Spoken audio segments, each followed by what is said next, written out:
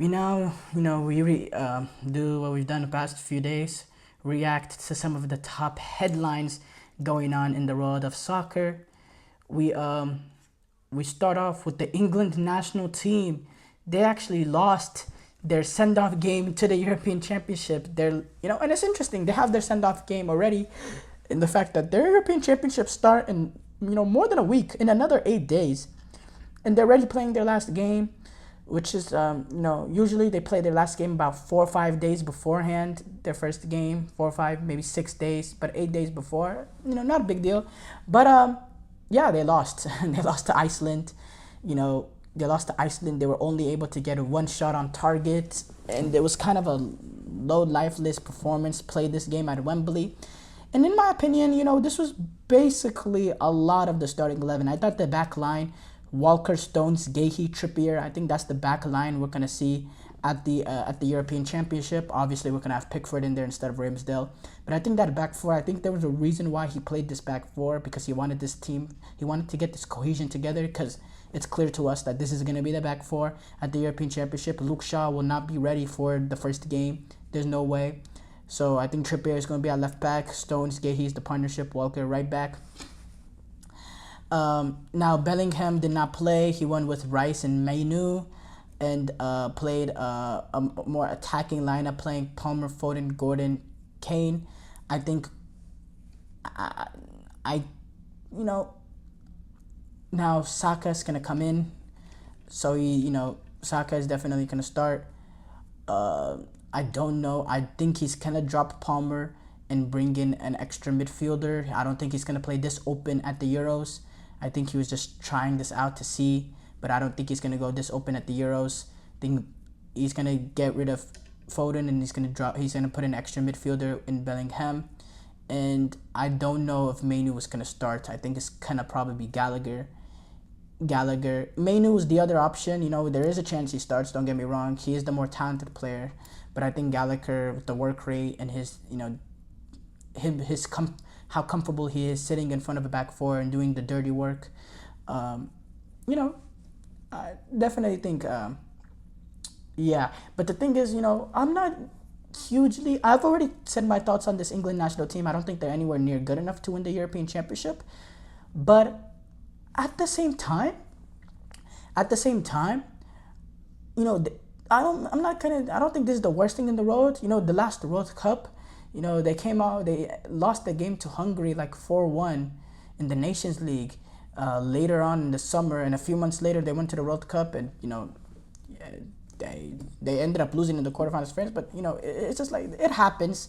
These sort of results happen. This is not the exact 11 that's going to take on that first game in Serbia, so it could just be a dud. I'm not taking too big regarding this result, but I am, I do think they're not good enough. I do think this England national team is not good enough to win at that level of a European Championship. I don't think it's coming home. Absolutely not. I don't think Gareth Southgate is good enough. But I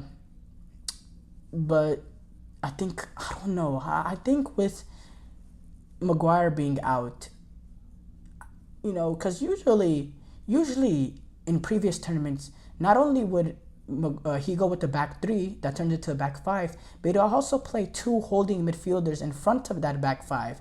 He'd go very defensive sometimes. I think he's gonna either play two, like he's gonna play Declan Rice and Gallagher, and he's gonna either play those two, or I think he will bring in an extra center half and go with a back five.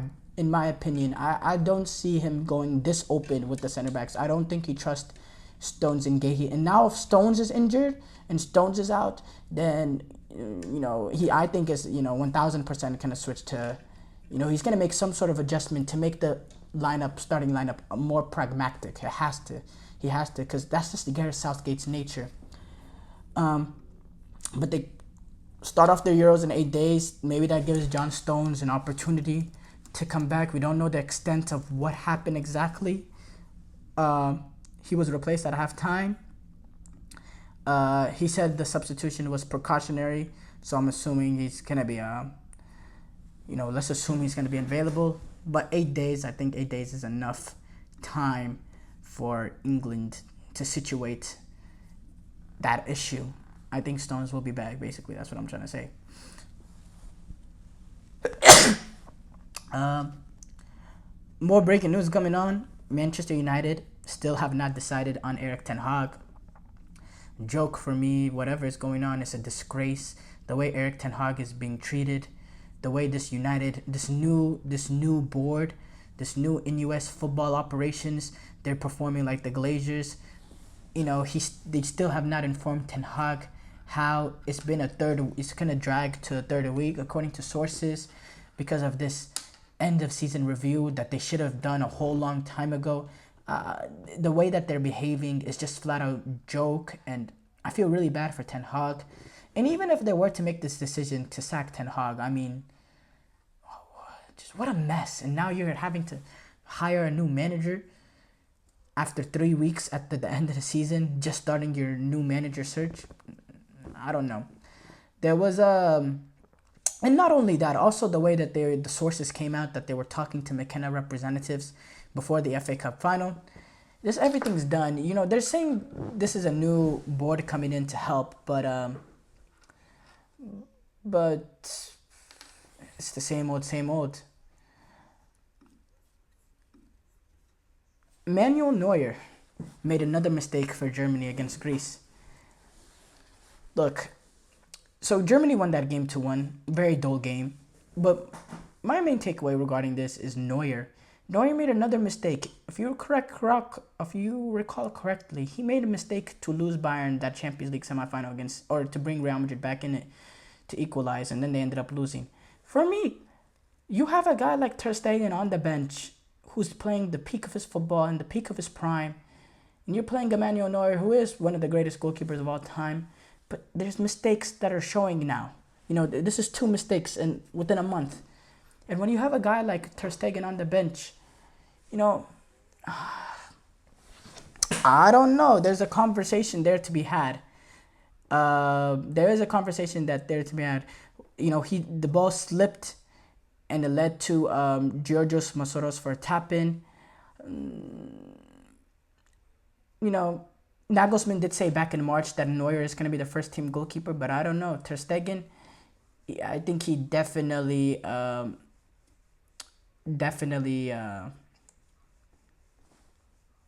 should be in the running now. But it is that's just an interesting conversation. Now, as far as their performance, I thought they were really it was a dull game. I think the second half was a little bit better. I think the first half was really, really bad, really dull. A lot of losing the ball in bad areas and just too slow. It didn't seem like they had that cutting edge.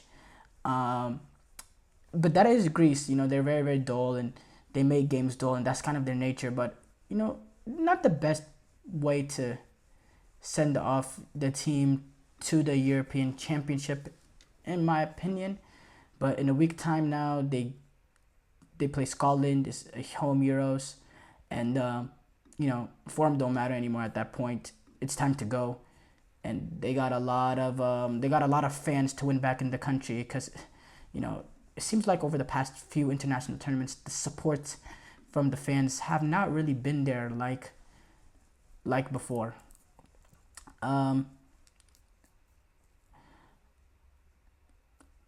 I discussed Josh Sargent. He could miss the Copa America. He suffered a foot injury. That's a big loss for the U.S. men's national team. Arcturus Milik, he's not included in the squad for Euro 2024 because he got injured when they defeated Ukraine 3-1 in the friendly. He was injured, so he's not going to be in the squad. That's a bad loss for them.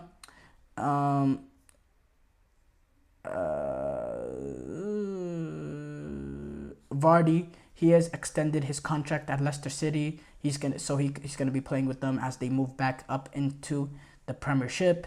Chelsea have completed the free transfer of Adarabio from Fulham. The defender, he's coming in on a free transfer. He's a 26-year-old. He signed a 4-year deal. He has 78 appearances in the Premier League, so he's a guy that in there that gives him, depth. Kubarasi, he was the talk whenever he was on the initial preliminary team for the Spanish national team, and people thought maybe he has a chance to get into that lineup, but he's not going to be in the squad. The 17-year-old, he's not going to be in there. Obviously, he's going to have a lot of time, a lot of chances in the future to be in the squad, but he won't be in there. Marcus Llorente is also going to be cut. That one is the one that surprised me just because of the sheer physicality, the power he has, the flexibility. He can play in midfield. He can play a fullback, which could be important in these tournaments. But no Marcus Llorente at this European Championship. So, yeah, that's also something that surprised me a little bit. This is the end of the GSMC Soccer Podcast. Thank you for tuning into the GSMC Soccer Podcast presented by the GSMC Sports Network. Your support means a lot to us, so please remember to subscribe to the show and leave a positive review. It really does make a difference. We also invite you to follow us on Facebook, Twitter, TikTok, and Instagram for more content and updates. Thank you once again, and have a great day. Ain't that great? I don't want to go to